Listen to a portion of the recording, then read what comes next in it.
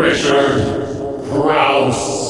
The Girl Who Played with Fire, the much-anticipated follow-up to The Girl with the Dragon Tattoo, is much like one of Sweden's other great exports, the IKEA Billy bookcase system. It has lots of pieces, but not all of them quite fit.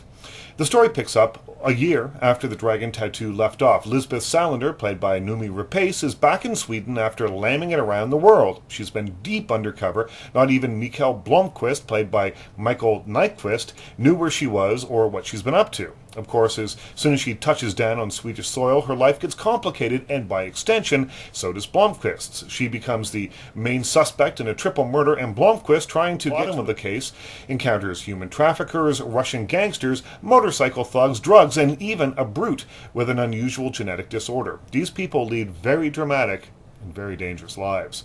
Despite the large number of story shards and characters, The Girl Who Played with Fire is much more straightforward than Dragon Tattoo. It's cluttered yet simplistic, stretching every plot point past its breaking point. Long, meaningful stares are traded, dialogue that sounds torn from the hard-boiled crime writer's almanac is exchanged, and tepid action ensues, all leading up to a murder-she-wrote climax where everyone spills the beans.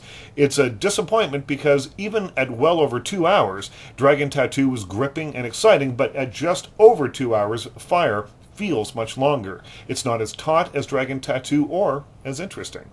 One of the things that made Dragon Tattoo so compelling was the partnership and budding relationship of Blomkvist and Salander. We watched as they became the Swedish heart-to-heart, battling the bad guys and perhaps even developing feelings for one another, but save for the occasional email, Fire keeps them apart, and the movie suffers in the absence of their chemistry. Salander, the punk rock computer hacker with a surprise, an attitude, is one of the best female characters to come along in recent years, but Fire blunts her effectiveness. She spends endless hours hiding in her apartment smoking Camel cigarettes when she should be out kicking butt. Where's the fierceness of the first film?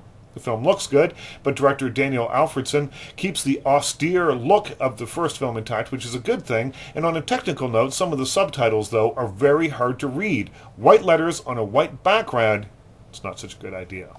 By eliminating the book's emphasis on systemic sexism and homophobia in favor of a basic crime story, The Girl Who Played with Fire has none of the dramatic oomph of the first film. Worse, it has managed to make the main characters so appealing in the first film less interesting.